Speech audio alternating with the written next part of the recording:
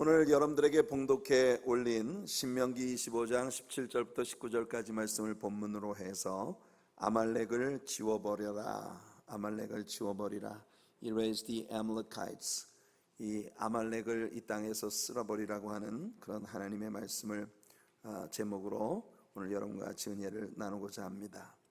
하나님은 모세를 통해서 이스라엘 백성들에게 명령하십니다. 이스라엘 백성들이 약속의 땅에 들어갔을 때 아말렉 사람들에 대해서 어떻게 해야 할 것인지 잊지 말라고 말씀하시는 것입니다. 하나님은 그 아말렉 족속이 이 땅에 존재했었다는 기억조차 아무도 하지 못하도록 이 땅에서 아말렉이라는 그 종족을 완전히 지워버리라고 말씀을 하고 계십니다. 우리가 출애굽기를 공부할 때 출애굽기에 나타난 몇 가지 아주 주목할 만한 모형들이 있었다는 것을 우리는 배웠습니다. 기억하시겠죠? 애굽이라고 하는 땅은 우리가 예수님을 믿기 전에 사단에게 종살이하던 그런 죄악에 노예되어 살던 옛 삶을 상징하는 곳이고, 당연히 애굽의 왕 바로는 오늘 이 세상을 아직도 임금 노릇하며 장악하고 있는 사탄을 상징하는 그런 존재입니다. 애굽, 바로 구원받기 이전의 세상과 사탄의 앞자리에서 고통받는 그런 옛 삶에서 벗어나 홍해를 건너는 사건은 바로 유월절 어린 양 예수 그리스도의 피와 성령의 능력으로 되어지는 일이라고 하는 걸 우리가 배웠습니다. 우리가 구원함을 받은 건 베드로가 말한 것처럼 우리 조상으로부터 유전받은 죄와 망령된 행실로부터 구속함을 받은 것은 흠없고 점없는 어린 양 같은 예수 그리스도의 피로 된 것이다. 그래서 이제 홍해바다를 건넜을 때 이 홍해는 바로 우리 믿는 신자들이 하나님을 믿고 따르기로 결정하고 모든 공중 앞에서 내가 하나님의 자녀가 되었음을 선포하는 세례의 예식을 의미하는 것이라고 배웠죠. 홍해를 건너고 난 다음에는 하늘로부터 내려오는 만나를 먹고, 그리고 반석에서 터뜨려 솟아난 생수를 마시며 이스라엘 백성들은 행진을 해갔습니다. 하늘에서 내린 만나와 반석에 솟아난 생수는 바로 성찬 예식에 참여하는 우리 성도들의 생활을 보여주는 그림이었다는 걸 이야기했습니다.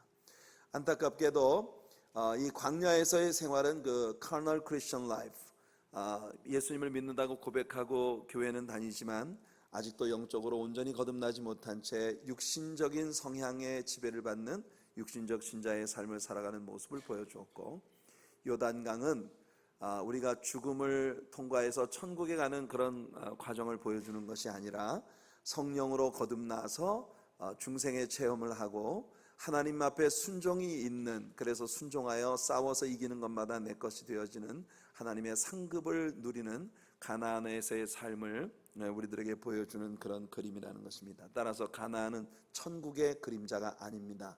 가나안은 천국의 그림자가 아니고, 만일 가나안이 천국이라면 가나안에서 더 이상은 싸움도 없어야 되고 전쟁도 없어야 되고 실패도 없어야 되고 눈물도 없어야 할 것입니다. 그러나 가나안에서의 이스라엘 백성들의 삶에는 여전히 눈물이 있었고, 이방인들에게 압제당하고 또 기도로 승리하기도 하고 여러 가지 영적인 그 기복이 아주 심한 그런 땅이었다는 것을 감안할 때 가나안은 확실히 천국의 그림자가 아닙니다. 우리가 성령의 충만함을 받고 하나님을 따르기로 결정한 헌신되어진 자녀로 살아가는 이 세상의 모습을 가나안은 우리들에게 보여주고 있는 것이에요. 많은 때 우리가 영적으로 승리하여 큰 상급을 얻을 때도 있지만, 어떤 때는 우리가 패전에 쓰라린 아픔으로 혼자 울기도 하고 여러 가지 고통을 겪기도 하는 그런 곳이죠. 자, 하나님께서는 오늘 본문을 통하여 이스라엘 백성들이 그 가나안 땅에 들어갔을 때에 이 애굽에서 너희가 나왔을 때 너희들에게 아말렉 족속이 행했었던 그 일들을 잊지 말아라, 이렇게 말씀하고 계시며, 그들을 너희 중에서 완전히 쓸어버리되 사람들이 그 이름조차 기억하지 못하도록 하늘 아래에서 이 아말렉이라고 하는 이름 자체를 완전히 지워버리라고 말씀하시는 것을 우리는 봅니다. 오늘 우리는 이 본문을 세 가지 팀으로 나누어서 생각을 해보겠는데요. 그 첫째는 아말렉이 이스라엘 백성들에게 무엇을 어떻게 했는지 그것을 기억하라고 하는 하나님 말씀입니다. 아말렉은 이스라엘에 무슨 짓을 한 것일까요? 이스라엘이 애굽의 압제에서 구출되었을 때 그들은 자신들을 구원하신 하나님의 능력을 목격하고 매우 흥분해 있었습니다. 그들은 이제 하나님과 전혀 새로운 그런 릴레이션십을 구축하게 되었다는 것에 대한 굉장한 익사이트먼트가 그들에게 있었습니다. 그들이 가시적으로 볼 수 있도록 하나님의 영광이 그들과 함께 하시면서 그들을 인도해 가시는 그런 모습, 홍해 바다를 가르시고 홍해를 육지처럼 건너게 하신 놀라운 사건, 홍해에 다다르기 전에 애굽에 내려진 하나님의 10가지 재앙들 속에서 이스라엘 백성들은 현명하게 아주 현저하게 구원하시고 애굽 사람들에게만 하나님의 징계가 임했던 그 기적적인 놀라운 일들, 살아계신 하나님과 함께하는 백성이 된다는 것은 과연 어떤 일인가 하는 그런 그 익사이트먼트가 그들에게 굉장히 강렬했기 때문에 아마도 이 무렵 그들의 모든 대화에는 항상 하나님이 그들의 대화의 중심 주제였었던 그런 시기였을 것이라고 생각합니다.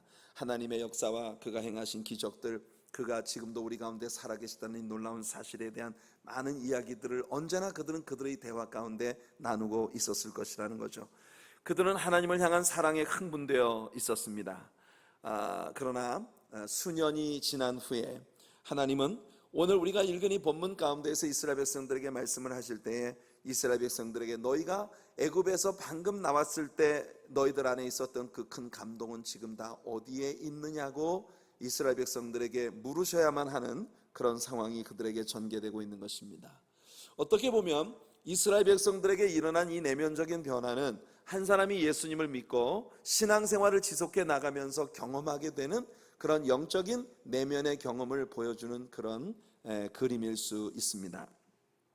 처음 여러분들이 교회에 다니기 시작하면서 하나님의 은혜를 경험하게 되면 우리는 우리의 삶의 모든 대화에 항상 하나님이 우리의 대화의 중심이 되시는 그런 것을 봅니다. 하지만 시간이 지나면서 우리의 신앙은 차츰 그 흥분을 잃어버리게 되고 육신적인 삶과 타협에 빠지게 되어 육신적인 것에 이끌려가는 그런 정말 감동이 없는 그런 신앙인의 삶으로 점점 굳어져가는 그런 모습을 우리가 보게 된다는 거죠. 처음 예수님을 믿기 시작할 때 우리는 정말 우리들의 모든 삶의 국면들 안에 하나님을 내가 믿는 사람이라는 걸 모든 사람에게 밝힐 수 있는 그런 것들 늘 원했습니다. 예컨대 집에다가 십자가를 걸어놓고 싶은 그런 마음, 자동차 범퍼 위에 하나님의 메시지가 담긴 그런 그 여러 가지 범퍼 스티커들, 물고기 형상이라든지 또는 God loves America 이런 메시지가 담겨 있는 Turn back to God America 뭐 이런 메시지들이 담겨 있는 내가 크리스찬이라고 하는 것을 상징할 수 있는 그런 범퍼 스티커 같은 것들을 우리 차에 늘 붙이고 싶어하고 룸미러 위에다가 십자가를 이렇게 주렁주렁 매달고 다니는 것이 어쩌면 하나님을 향한 나의 감동이 넘치는 그런 신앙생활의 일종의 상징인 것처럼 여기게 되는 그런 시간들이 있었죠. 누구든지 만나면 항상 익사이팅한 그런 마음을 가지고 우리 교회에 대해서 말하고 하나님에 대해서 말하고 그렇게 그 하나님을 믿는 나의 믿음이 나의 신앙생활의 거의 전부인 것처럼 그렇게 여겨지는 그런 시점들이 우리들에게 있었다는 것입니다. 그렇지만 여러분들 신앙생활을 시작한 지 얼마나 오랜 시간이 지났습니까? 지금에 와서는 여러분들이 정말 하나님에 대해서 누군가에게 말하는 일도 상당히 뜸해지기 시작했고 늘 입만 열면 하나님에 대해서 사람들에게 말하고 싶어 했던 그런 열정 같은 것들이 다 사라지게 되면서 여러분들 우리가 많이 이제 흥분이 가라앉고 그런 주님을 믿는 그 믿음의 생활에서의 어떤 그 감동이 즐거움이 많이 상쇄되어 가고 있는 그런 우리 자신의 모습을 볼 때가 있다는 것입니다. 사랑하는 성도 여러분, 이스라엘 백성들이 그렇게 광야에서 나와서 하나님의 스릴 넘치는 경험을 하고 신의 산에 와서 하나님의 율법을 받고 그들이 하나님 백성이 되었다고 하는 하나님의 임재의 놀라운 영광을 보고 이렇게 감동으로 젖어 있었을 때 아말렉 군사들이 이스라엘을 공격해 온 것입니다. 우리가 출애굽기를 공부할 때 출애굽기에서는 단순히 아말렉이 이스라엘을 공격해 왔다고만 말했지만 오늘 우리의 본문을 보니까 아말렉 군사들이 이스라엘을 공격할 때 어떤 작전을 사용했는지 이스라엘 사람들이 절대로 잊어서는 안 될 아말렉이라는 존재가 이스라엘 백성들에게 얼마나 괴로움을 주었는지에 관한 그런 이야기를 이 본문이 우리들에게 잘 보여주고 있습니다. 본문은 말하기를 아말렉이 이스라엘을 공격할 때 이스라엘의 가장 취약한 부분을 집중적으로 공격했다는 것입니다. 그들이 피곤에 젖어 있을 때 아말렉 군사들은 이스라엘의 후미진 부분에 뒤처져서 힘겹게 따라가는 그 무리들을 먼저 공격을 시작했다는 것이죠. 우리가 이미 성경에서 배운 것처럼 이스라엘 백성들의 출애굽 여정을 여행을 할 때 그 그룹들 속에는 병들고 힘든 사람들, 지쳐버린 사람들이 있었습니다. 혹은 노약자들, 연약한 노인들, 그렇지만 그런 사람들뿐만 아니라 소위 mixed multitudes, 즉 잡족이라고 불리워졌던 불평불만에 꽉 들어차서 언제나 가는 것도 아니고 안 가는 것도 아닌 그런 어정쩡한 태도로 이스라엘의 후미진 곳에 뒤처져서 늘 입에 불평과 원망의 소리로 꽉 들어찬 채 이스라엘 백성들의 여행을 방해하는 아주 피동적으로 억지로 뒤따라가는 그런 많은 젊은이들도 거기에 포함되어 있었을 것이라는 겁니다. 이렇게 아말렉은 야비하게 이스라엘의 진영 가운데서 가장 연약한 부분을 뒷부분으로부터 후미진 곳으로부터 공격을 해서 그 이스라엘의 가장 취약한 부분부터 공격을 해온 것입니다. 그리고 하나님은 그런 방식으로 이스라엘을 공격해왔던 그 아말렉을 이스라엘 백성들은 절대 잊어서는 안 된다고 말씀하고 계신 것입니다. 두 번째로, 흥미로운 사실은 신자들에게 영적인 공격이 다가올 때는 언제나 신자들이 영적으로 지쳐있고 피곤할 때라고 하는 것을 이 아말렉의 공격의 양상이 우리들에게 보여주는 또 하나의 진리라는 것입니다. 여러분의 몸이 피곤하고 심신이 지쳐있을 때, 여러 가지 생활 속에 다가오는 어려운 일들, 물질적인 결핍이나 또는 자녀들이 속을 썩이는 일이나 또는 인간관계에서 부딪혀오는 여러 가지 어려움으로 여러분들의 심신이 지쳐 있을 때 하나님께 대한 감사가 식어지고 원망과 불평이 하나님께 대한 찬양과 예배보다도 더 여러분들의 마음을 많이 공격해 올 때, 이때는 여러분들이 영적으로 매우 취약한 상태에 놓여 있는 것이고 사단은 이런 때를 절대로 놓치지 않는 그런 비열한 존재라는 것입니다.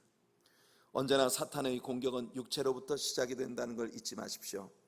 육체가 피곤하고 힘들고 육체가 하고자 하는 일들이 잘 풀리지 않고 그렇게 마음이 힘들어지면 그 다음에 사단은 감정적인 면을 공격해 오기 시작하는 것입니다. 기분이 나빠지고 불안하고 초조하고 염려와 근심이 내 마음을 뒤덮게 되면 사람들은 생각합니다. 아, 기분 나쁘네, 정말 신경질 나네, 짜증 나네, 정말 슬프네, 마음이 아프네, 이런 감정적인 부분에서 사람들은 공격을 받는 것입니다. 급기야 이런 감정들 속에는 어쩌면 하나님이 나를 사랑하신다는 것은 거짓말일지도 몰라, 하나님은 사실상 나를 진짜 사랑하는 것이 아닐지도 몰라, 하나님이 나를 진정으로 사랑한다면 어찌 내 삶에 이런 일이 벌어질 수 있을까, 이런 것들이 마음속에 의심되기 시작하면서 이내 사단은 세 번째 단계로 여러분들의 영을 공격하는 영적인 공격이 다가오게 된다는 것입니다. 그러면 여러분들의 신앙은 식어지고 기도는 죽어지고 예배가 점점 짜증스러워지고 교회에 가고 싶은 마음이 점점 사라지고 신자들을 보면 전부 위선자 같고 정말 모든 것들을 여러분들이 인간적인 관점에서 비평하고 평가하고 판단하면서 하나님께로부터 점점 거리가 멀어지게 되는 이런 공격을 사단으로부터 받게 된다는 것입니다.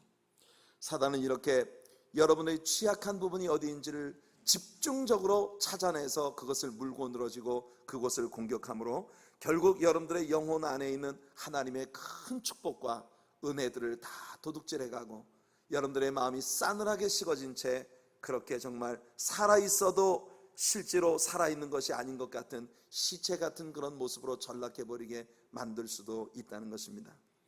우리가 몇 주 전에 욥기에 대한 이야기를 주일 아침 설교에서 좀 다루었습니다. 욥기의 서두 부분을 보시면 여러분들이 깜짝 놀라는 일들을 발견하게 되는데요, 하나님의 아들들, 즉 천사들이 하나님 앞에 소집되어 올 때 그 속에 사단도 끼어 있었다는 것입니다. 이 욥기가 우리들에게 보여주는 그림은 뭐냐 하면 사단도 우리가 굉장히 신자들이 사탄을 이제 무서워합니다. 두려워합니다. 사탄의 공격을 받는 것에 대해 굉장히 겁을 내는데, 사실은 사탄도 하나님이 부리시는 천사들 사이에 끼어서 하나님께 언제나 리포트를 해야만 하고 하나님의 허락하심 안에서만 움직일 수 있는 존재라는 걸 명확히 보여주는 것이 바로 욥기의 아주 중요한 교훈입니다. 사탄이 여러분들을 공격해와도 두려워하지 마세요. 사탄은 하나님이 허락하신 것 이상의 일을 절대로 할 수가 없다는 것입니다. 이와 같이 사탄이 천사들 사이에 끼어서 하나님 앞에 소집되어 있을 때 하나님께서 사탄을 보고 물으셨습니다. 네가 어디로 다녀서 왔느냐? 하나님은 사단이 어디로 다니며 무엇을 보았는지를 하나님 앞에 보고하도록 사단에게 그렇게 명령을 하십니다. 사단은 하나님께 말합니다. 이 땅 위에 여기저기 위로 아래로 좌로 우로 두루 다니다 왔나이다. 우리말 성경에서는 그저 여기저기 두루 다니다 왔나이다 라고 되어 있습니다만은 이 문자적으로 이 부분은 바로 위로 아래로 좌로 우로 온 사방을 빠짐없이 꼼꼼히 살피고 왔다는 그런 개념의 보고인 것입니다. 이때 하나님께서 갑자기 느닷없이 하나님이 먼저 욥에 대하여 자랑을 이 사탄에게 하기 시작하십니다. 내 종 욥을 유의해 보았느냐? 세상에 그와 같은 사람은 아무도 없나니 그는 온전하고 정직한 사람으로서 하나님을 두려워하고 악을 떠난 자다. 이렇게 하나님께서 갑자기 사탄에게 욥에 대한 자랑을 하고 계신 것을 봅니다. 여기서 욥기 1장 8절을 보면 이렇게 되어 있습니다. 여호와께서 사탄에게 이르시되 내가 내 종 욥을 주의하여 보았느냐? 그와 같이 온전하고 정직하여 하나님을 경외하며 악에서 떠난 자는 세상에 없느니라. 여기서 하나님께서 사단에게 내 종 욥을 주의하여 보았느냐라고 말했을 때 뉴 킹 제임스 버전에서 이 구절을 보면 이렇게 되어 있습니다. Then the Lord said to Satan, Have you considered my servant Job? That there is none like him on the earth, a blameless and upright man, one who fears God and shuns evil. 하나님께서 욥에 대하여 자랑하시면서 사단에게 네가 내 종 욥을 주의해 보았느냐라고 말씀하신 때 뉴 킹 제임스 버전은 이 구절을 considered라고 번역을 하고 있습니다. considered 뭡니까? 내 종 욥에 대해서 깊이 생각해 보았느냐 그 말이죠. 그런데 이 구절의 히브리어 원어 단어의 의미는 레브입니다. 레브. 히브리어의 레브라고 하는 단어는 일종의 군사 용어로서 정탐을 하고 탐지를 한다는 그런 의미를 가지고 있는 것이에요. 하나님은 욥에게 네가 지금 내 종 욥을 자세히 정탐하고 왔느냐? 그렇게 하나님께서 사탄에게 묻고 계시다는 것입니다. 그를 공격할 전략을 짜기 위해 이리저리 탐지하고 적진을 연구한다는 그런 개념을 가진 단어를 통해 하나님은 이미 사단이 욥을 공격하기 위해 사방을 주도면밀하게 살폈다는 것을 드러내고 계신 것이에요. 성도 여러분, 사단은 언제나 하나님이 사랑하는 자녀들에 대한 괴계를 가지고 있습니다. 욥기를 통해 하나님은 이것을 드러내고자 하시는 것이죠. 사단은 하나님께서 자신들에게 욥에 관한 이야기를 하기를 마치 기다리기라도 했던 것처럼 그렇게 욥에 관하여 하나님 앞에 이렇게 리포트를 하고 있습니다. 그는 언제나 준비되어 있어요. 하나님의 자녀에 대하여 하나님 앞에 참소할 준비를 그는 하고 있는 것입니다. 사단이 말합니다. 사단이 여호와께 대답하여 이르되 욥이 어찌 까닭 없이 하나님을 경외하리까? 주께서 그와 그의 집과 그의 모든 소유물을 울타리로 두르심 때문이 아니니까? 주께서 그의 손으로 하는 바를 복되게 하사 그의 소유물이 땅에 넘치게 하셨음이니이다. 이제 주의 손을 펴서 그의 모든 소유물을 치소서. 그리하시면 틀림없이 주를 향하여 욕하지 않겠나이까? 보세요, 사단은 전략가입니다. 그는 욥을 자세히 살폈고 어떻게 하면 욥의 육체를 공격하고 이어서 욥의 감정을 상하게 만들며 마침내 하나님께 대해서까지 불평과 원망으로 꽉 들어차서 교만하게 자신의 의의를 하나님 앞에 주장하는 이런 일들을 하게 할 수 있는지 이미 사탄은 정확하게 모든 것을 살폈다는 것입니다. 그 사단이 그와 같은 방식으로 오늘 이곳에 있는 여러분의 인생도 계속 살피고 있다는 사실을 놓치지 않는 우리 성도님들 되시기 바랍니다. 예수님께서 다락방에서 베드로에게 말씀하셨습니다. 사단이 이미 너를 밀가부로 듯이 까부르려고 하나님께 너를 내놓으라고 청구했다고 말씀하시는 거예요. 여러분, 사단은 여러분의 어느 부분이 상처받기 가장 쉬운 곳인지, 여러분이 어느 부분이 가장 취약한지 잘 알고 있습니다. 그리고 나서 여러분의 가장 취약한 부분부터 공격을 시작하는 것입니다. 여러분은 아말렉과 이스라엘의 전쟁의 양상을 기억하시나요? 아말렉이 공격을 시작했을 때 모세가 산 위에 올라가 하나님께 손을 들었습니다. 모세의 손이 위로 올라가면 이스라엘이 이기고, 모세의 손이 지치고 힘들어서 내려오게 되면 이스라엘이 패전을 하게 되었습니다. 결국 모세는 피곤해지기 시작했고 끝까지 그의 손을 들고 있을 수가 없었습니다. 따라서 지혜로운 조력자들인 아론과 훌이 모세를 위해 돌단을 쌓아 그 위에 편안하게 모세를 앉게 해주고, 양옆에서 모세의 팔을 들어서 저녁 때까지 이 팔이 내려오지 않도록 옆에서 보조를 해 주었던 것이에요. 결국 그날 저녁 모세의 손이 내려오지 않는 그 시간 가운데 여호수아가 이끌고 나간 군대가 아말렉을 완전히 물리치고 승리를 거둔 것입니다. 그래서 모세는 그곳에 제단을 쌓고 그 제단의 이름을 여호와 니시, 여호와는 우리의 승리의 깃발이 되신다는 의미의 이름으로 부른 것입니다. 아말렉의 군사들은 아주 훈련된 군사들이었습니다. 그들은 군기를 앞세우고 북치는 소년병들이 군악에 맞추어 행군을 하면서 기세가 등등하게 이스라엘을 공격해 왔던 것이에요. 그러나 이에 맞서는 이스라엘의 군대는 전혀 훈련되지도 못했고 오합지졸의 군대였습니다. 여호수아의 군대는 무기도 분명히 제대로 갖출 수 없었을 것이 뻔합니다.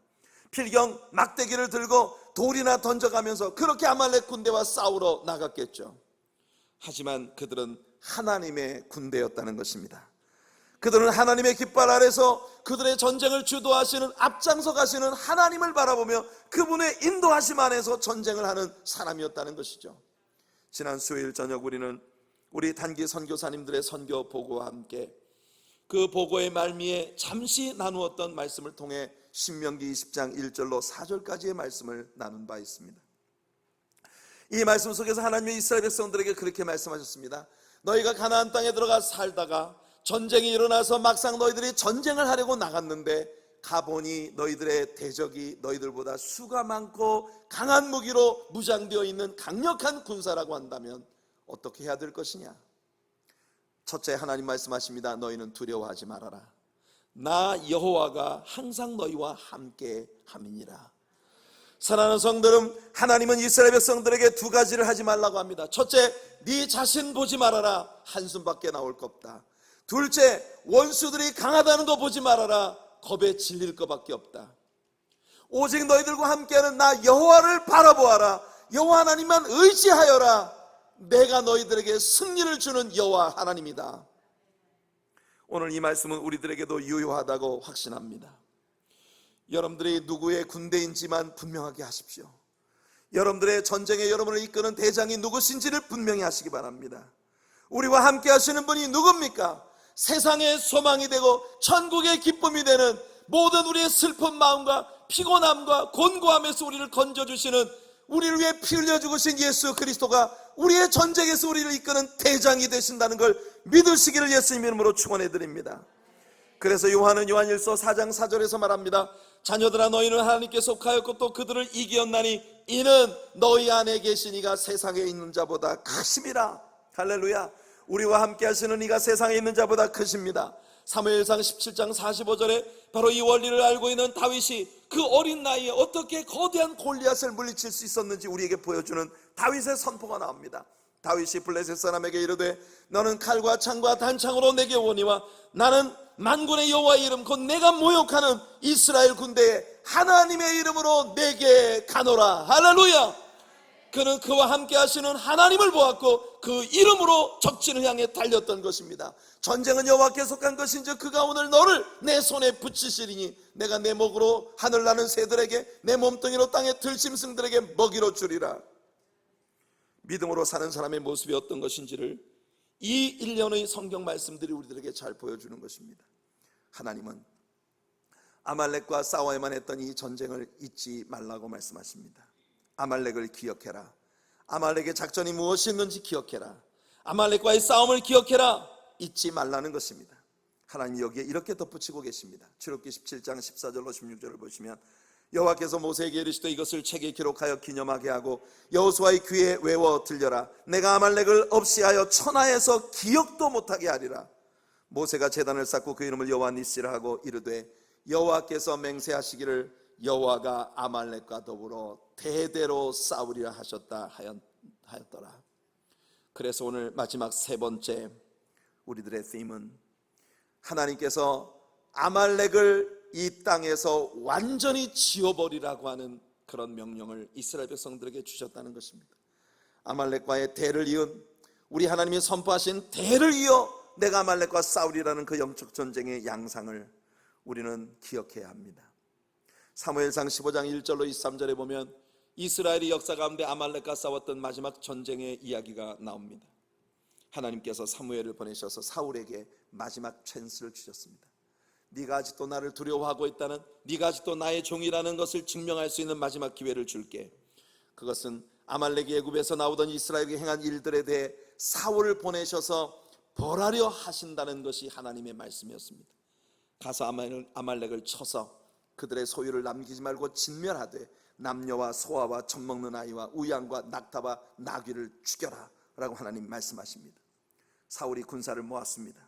보병이 20만 명이 모였고 유다 지파만 따로 모인 군대가 10,000명입니다. 사울은 먼저 출애굽 과정에서 이스라엘을 선대했던 개인 족속을 아말렉 사람들에게서 떠나가라고 그렇게 미리 전가를 보내고 난 다음 아말렉을 쳤습니다. 하나님께서 그 싸움에 함께 하심으로 아말렉의 아각 왕을 사로잡고 아말렉을 진멸했습니다. 하지만 놀랍게도 사울은 이 전쟁의 중심부에서 하나님께 순복하지 않았다는 것입니다. 아말렉 사람 가운데 아각에게 속한 왕족을 살려두었고, 그리고 짐승들 가운데 가치 없고 하찮은 것들만 선멸하고, 그리고 살찌고 좋은 것들을 다 살려가지고 돌아왔다는 것이죠. 하나님께서 사무엘에게 드디어 말씀하십니다. 내가 사울을 세운 것을 후회한다고. 사무엘은 사울을 위해 온 밤을 부르짖었습니다. 울며 사울을 용서해달라고 사무엘은 하나님 앞에 대신 기도했습니다. 그리고 사울을 만나러 갑니다. 사울이 사무엘을 보고 말합니다. 당신은 여호와께 복을 받으소서. 내가 여호와의 명령을 행하였나이다. 당당하게 내가 하나님의 명령을 지켰다고 그는 사무엘에게 말합니다. 사무엘은 사울이 하나님께 순종치 않았다는 것을 지적하죠. 그러자 사울은 내가 안 한 게 아니라 이 백성들이 당신의 하나님 여호와께 제사하려고 양들과 소들 가운데 가장 좋은 것을 남긴 것입니다. 이렇게 이야기합니다. 여러분, 여기 사울이 사무엘에게 이야기하는 그 말의 뉘앙스 안에서 우리는 무엇을 발견합니까? 사울은요, 언제나 사무엘을 통해 자기에게 말씀하시는 하나님이 우리 미국 사람들이 잘 쓰는 말 sick and tired, I'm sick of him, 지금 그렇게 이야기하고 있는 것이에요. 이젠 아주 지겹습니다. 당신의 그 하나님, 사울은 더 이상 하나님을 자기 하나님으로 고백지 않습니다. 늘 나에게 딴지만 거시는 그 불편하게 짝이 없는 당신의 그 하나님께 이 백성들이 제사한다고 갖고 왔습니다. 난 아닙니다. 난 상관없습니다. 그게 사울의 항변이에요. 그러나 사무엘이 이때 사울에게 한 말은 너무나 유명해서 여러분들이 종종 많이 인용하시는 말씀입니다. 사무엘이 사울에게 말하죠. 당신이 스스로를 작게 여길 때에 이스라엘 지파의 머리가 되도록 하나님이 세우지 않으셨던가요? 어찌하여 지금은 여호와의 목소리를 청종치 아니하고 탈취하기만 급하여 여호와께서 악하게 여기시는 일들을 자행하고 있습니까? 사무엘은 사울의 심장부를 찔렀습니다. 당신이 겸손하게 행했을 때 하나님은 당신을 높은 이스라엘의 머리로 세우셨습니다. 그런데 왜 지금은 당신의 마음속에 숨겨져 있던 교만이 드러나서 철저히 하나님께 순종치 아니하고 이토록 하나님이 악하게 여기시는 일들만 자행하고 있는 것입니까? 사무엘하 15장 22절 이하의 말씀을 사무엘이 말합니다. 사무엘이 이르되 여호와께서 번제와 다른 제사를 그의 목소리를 청종하심같이 좋아하시겠나이까? 여러분, 하나님께서는 사울에게 말합니다. 당신의 백성들이 사무엘을 향해서 당신의 하나님 여호와께 제사드리러 이것을 가지고 온다고 말했을 때 이것이 익스큐즈가 될 수 없다는 것을 분명히 합니다. 순종이 제사보다 낫고 하나님의 말씀을 듣는 것이 수양의 기름보다 나으니 이는 거역하는 것은 점치는 죄와 같고 완고한 것은 사신 우상에게 절하는 죄와 같음이라. 왕이 여호와의 말씀을 버렸으므로 여호와께서도 왕을 버려 왕이 되지 못하게 하셨나이다 하니, 사울 왕에게 사무엘이 선포한 이 말씀은 정말 두려운 말이었습니다. 사울 왕은 하나님의 명령을 어겨 아각 왕족을 살려두었습니다. 우리는 종종 말씀 가운데서 이미 이야기를 들었습니다마는, 역사 가운데 이스라엘이 페르시아에게 노예가 되었을 때에 페르시아의 127개 프로빈스 안에 있는 히브리 사람들을 한날 한시에 장대 끝에 목매달아 죽이려고 계획을 세웠던 하만이라고 하는 자가 페르시아의 수산궁에 있었던 것을 우리는 압니다. 에스더서에 나오는 내용이죠. 그 하만이 누구냐면 바로 아각 사람입니다. 사울왕이 하나님께 불순종하여 살려둔 아각이 결국 이스라엘 사람들을 한날 한시에 목매달아 죽일 수 있는 위협을 가할 수 있는 강력한 씨앗이 되었다는 것을 성경은 우리에게 보여주는 것입니다. 이 일을 통해 우리는 왜 하나님께서 아말렉 사람들에게 이렇게까지 잔혹하게 행하시는가, 왜 아말렉이라고 하는 족속을 하늘 아래서 그 이름조차 누구도 기억하지 못하도록 지워버리라고 말씀하고 계시는가 하는 것을 여기서 발견하게 되는 것입니다. 하나님은 아말렉에 대한 기억을 천하에서 깨끗이 지워버리라고 말씀하시고 계십니다. 성도 여러분, 아말렉은 무엇입니까? 설교의 초두에서 다시 한번 여러분들에게 리마인드 시켜드렸던 것처럼 출애굽의 노정에 나왔던 이런저런 요인들 가운데 아말렉이라고 하는 족속은 우리의 육체의 내면에 숨어있는 육적 속성을 상징적으로 보여주는 존재였다는 것입니다.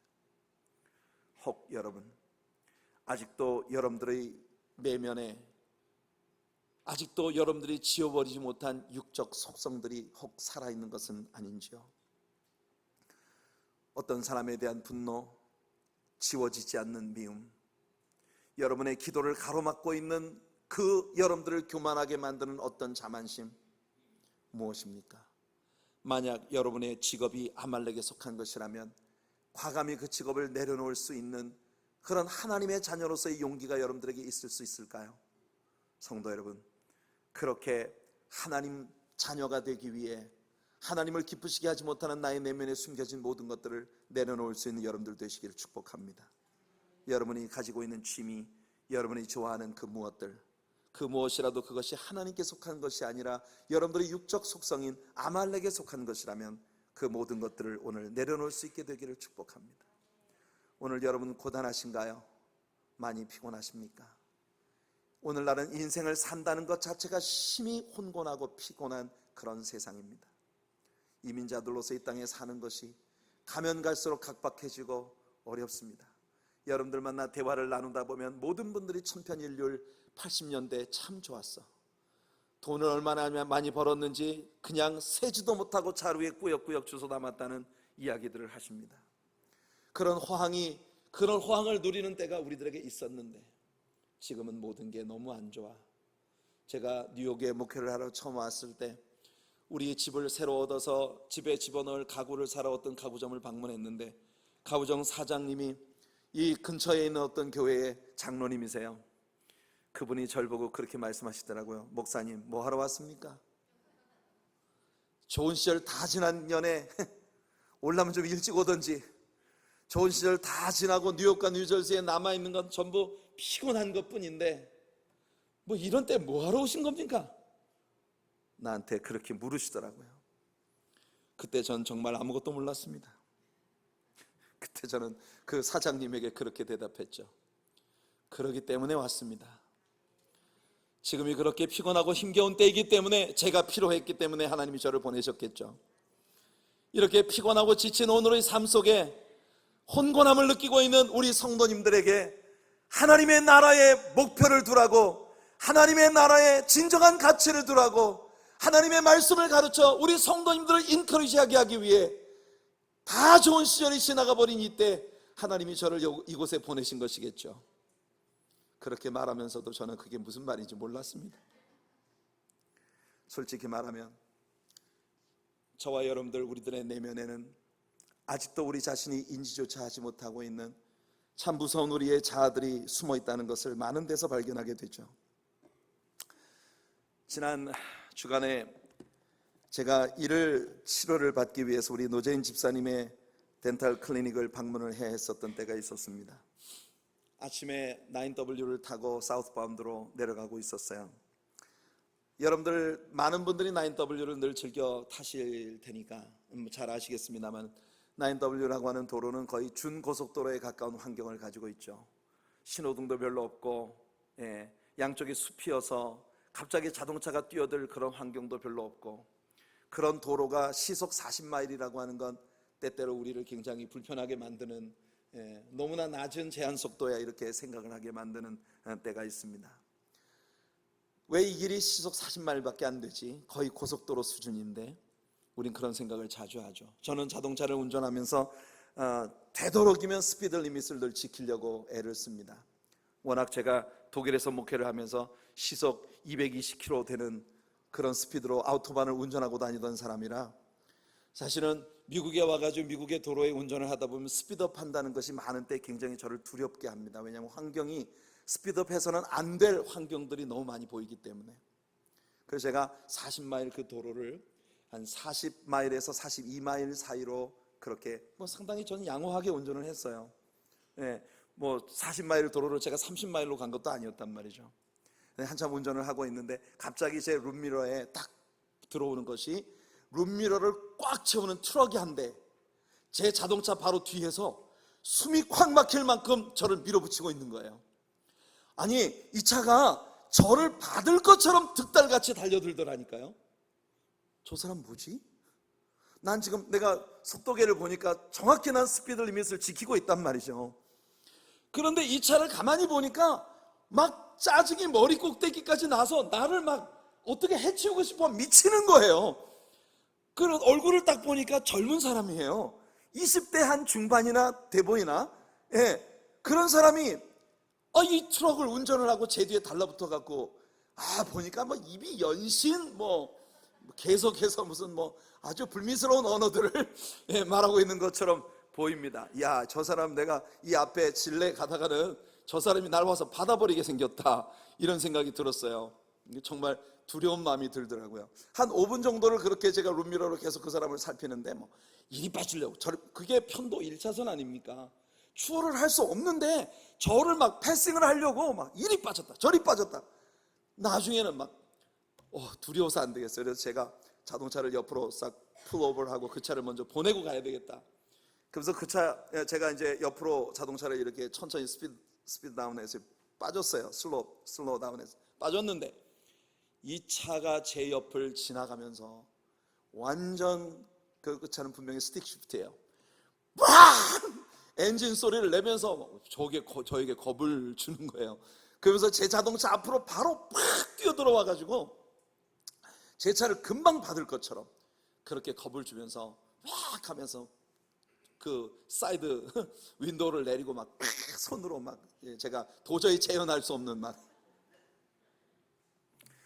제가 정말 너무 황당했어요. 이게 뭐지? 난 지금 정확하게 스피드 리밋을 지키고 있고 너무 과하게 뒷차한테 바더를 할 만큼 제가 천천히 간 게 아니었는데, 근데 그 차가 그렇게 쌩 하고 가버릴 때 제 마음이 그런 생각이 들더라고요. 에이씨, 저놈 가다가 티켓이나 떼어라. 근데 제가 이걸 속으로만 생각한 게 아니라 입 밖으로 얘기를 했단 말이에요. 에이, 저놈 가다가 티켓이나 떼어라. 제 옆에 계시던 사모님이 한 말씀을 덧붙이더라고요. 우리 눈앞에 딱 보는 데서 떼어라.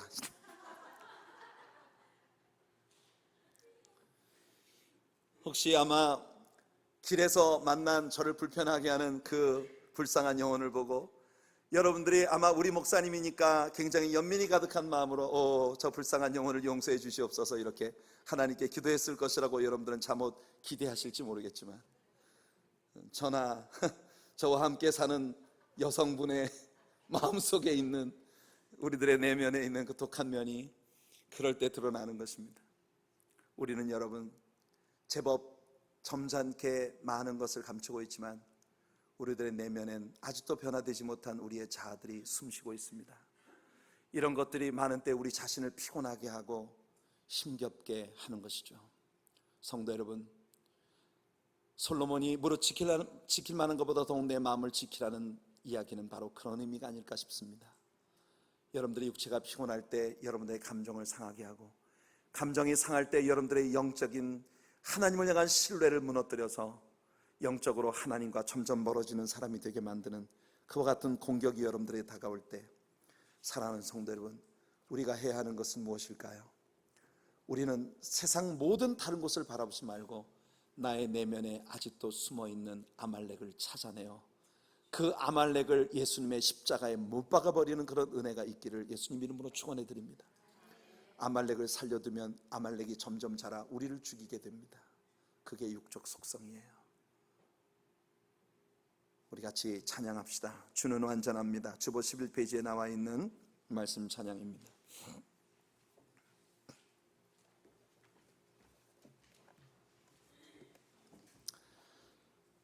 제가 시간을 자연스럽게 하기 위해서 먼저 제가 기도하고 찬양을 하면서 헌금을 드리고, 그리고 우리 찬양을 하겠습니다. 같이 기도드리겠습니다. 하나님 아버지, 아말렉을 하늘 아래에서 완전히 지워버리라는 하나님의 말씀, 어떤 때는 우리 하나님이 왜 아말렉에게 이렇게 잔인하실까 생각할 때도 있겠지만, 그 아말렉을 살려두었을 때 그것이 어떤 현상으로 우리에게 나타나는지를 너무나 잘 보여주고 있는 오늘 말씀을 우리가 배우면서 하나님의 마음이 무엇인지를 알게 됩니다. 아버지, 우리 자신을 살피게 하여 주시옵소서. 나의 속에 아직도 아말렉이 숨쉬고 있지 않은지, 하나님, 그 아말렉을 모두 십자가에 못 박아버리고 오늘 나의 인생의 피곤함의 정체가 무엇인지, 나의 인생이 지치고 힘겨운 정체가 무엇인지 발견할 수 있는 우리가 되게 하여 주옵소서. 그 모든 내 내면에 있는 아말렉들을 십자가에 못 박아버리고 하나님이 약속하신 큰 축복과 평강과 은혜를 누릴 수 있는 하나님의 아들 딸들이 되게 하여 주옵소서. 에발산과 그리심산 사이의 계곡에서 이스라엘 백성들에게 선포하셨던 말씀, 축복도 저주도 너희 앞에서 너희를 기다리고 있다. 어느 쪽을 선택할 것인지 너희들의 선택 여하에 달려있다고 하신 그 말씀을 기억하게 하여 주시옵소서. 아버지, 아말렉을 이 땅에서 지워버리게 하시고 우리 안에 성령님께 순종하는 온전한 믿음의 마음만이 가득하게 하여 주시옵소서. 예수님의 이름으로 기도하옵나이다. 아멘. 찬양하면서 준비하신 11조와 헌물들로 하나님을 예배하겠습니다.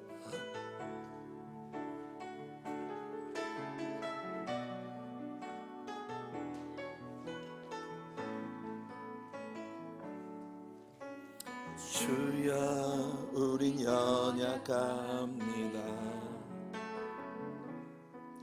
우린 오늘을 힘겨워합니다.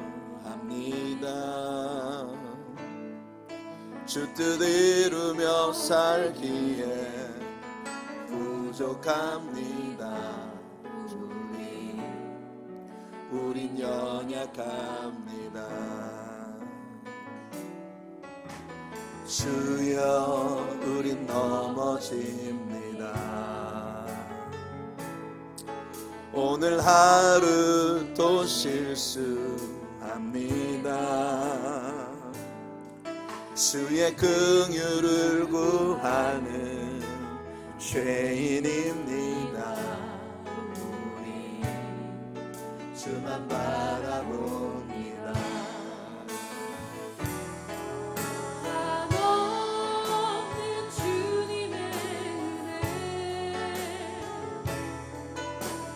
온 세상 위에 넘칩니다.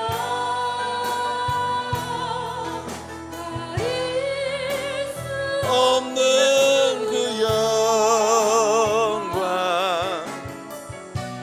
온 땅 위에 충만합니다.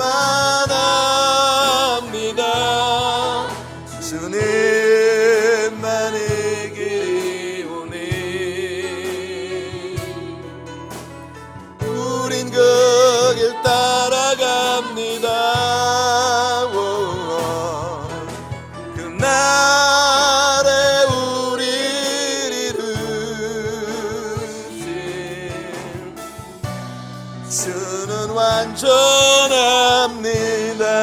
한없는 주님의 은혜, 한없는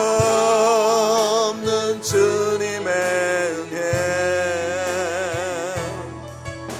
온 세상 위에 내게 넘칩니다. 가릴 수 없는 주여 온 땅 위에 충만합니다. 주님만이 길이오니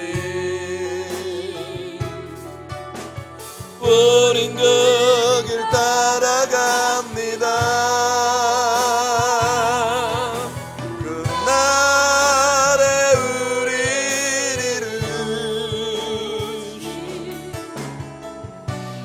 이루시 주는 완전합니다. 그날에 우리를 이루실 주는 완전